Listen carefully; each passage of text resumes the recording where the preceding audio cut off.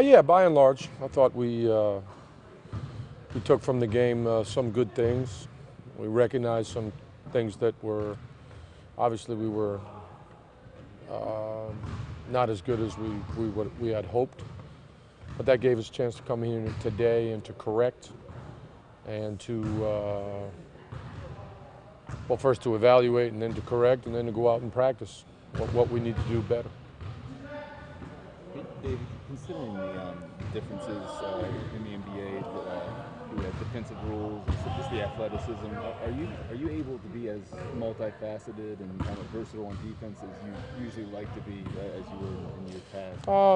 We will be. Right now, we're trying to stay very, very basic, and get down, the rules and the principles that we're going to need going forward in any kind of defense that we play.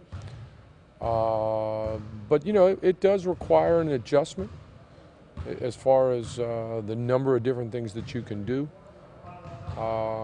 You can still be creative, but you have to be smart about it because the rules do limit you in certain ways. You showed a little bit of that. We did. Token full court and stuff. Showed a little token full court. I thought in the fourth quarter we played some pretty good zone with that unit. And we're really not on to the more advanced things that we'd like to do. Right now, we're just trying to get basically good. Coach, is that something you might integrate with the starting unit as a zone? Absolutely. Could see it. Could see it. Sure. David, is there anything to glean from the rotation with Lebron and Kyrie last night in terms of giving them a little bit of opportunity to be on the court by themselves? For stretches, and how deliberate is that? Well, I really think that and want to see multiple ball handlers on the court at any given time. And if we're going to rest one of the two of those guys, I'd certainly like to see the other one on the floor. So that's why you probably saw a few lineups when we played that way. Though those are, two really great playmakers. And it's nice when you have them both out there, but it's very important to have at least one of them out there when possible. Excuse me, are you looking forward to this upcoming trip? I am. I've never been in Brazil, and I'm looking forward to it for my guys because I know it'll be a good experience for us. I'm glad that we had the opportunity to spend some days here in Cleveland first before we went on the road to have sort of a bonding trip, because we're in pretty good shape with that right now, and we'll go down there and we'll be able to have a great experience, to get some good practice in, and of course to have a good game against Miami. Andy got to serve as a tour guide for you? He's under the gun with questions and requests. Today he gave us a great suggestion. He told everybody to bring their Speedos.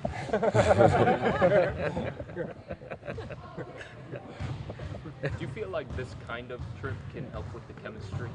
Sure, of course. Especially because we've already spent days together. We've sort of established a relationship with one another, and so we're not going to be going down there to find our way. Guys are already attached and connected, and now we can go down there and enjoy the experience without the learning curve of getting to know one another, and also concentrate on the main thing, which is basketball. David, what's been your impressions of Andy, seeing him up close and personal? I know Andy. I've had a lot of contact with him over the years through the international tournaments that both of us were involved in, Olympic Games and World Championships and things of that nature when I was working for the Russian national team and he was with the Brazilian national team. So I know Andy, but being around him every day just gives you a sense of what a great person he is, and a fine basketball player, and and how much he means to Cleveland and to the Cleveland community, and that's nice to see. You feel like an intangible impact, doesn't it? With Oh, no doubt, no doubt. Well, he's a genuine guy, and people generally respond to genuine people. That's Cleveland to me.